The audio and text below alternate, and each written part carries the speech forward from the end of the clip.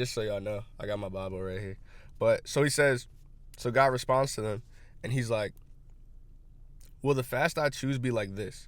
A day for a person to deny himself, to bow his head like a reed, and to spread out a sackcloth and ashes. Will you call this a fast and a day acceptable to the Lord? Isn't this the fast I choose? This is when he tells them what he would like.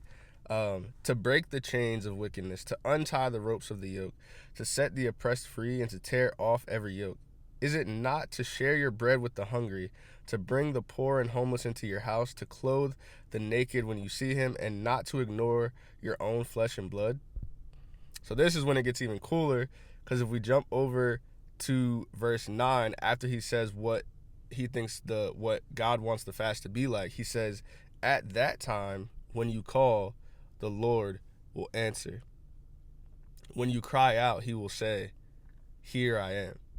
And so to me, that was really cool, because I'm like, a lot of times we tell people to go on these fasts, and we're like, oh yeah, stop doing this for a month, stop doing that for a month, or whatever that may look like.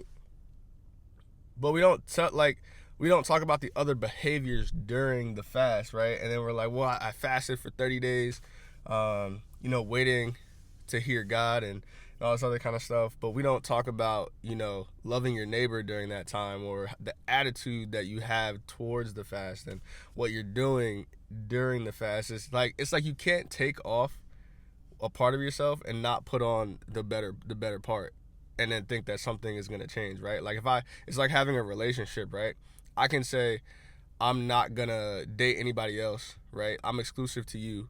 But then if I don't do things that foster the actual relationship, I'm still not building a relationship at all. It's still going to be dry. It's still probably not going to work out. It's going to end. And so you can't just take off something without replacing it with something else.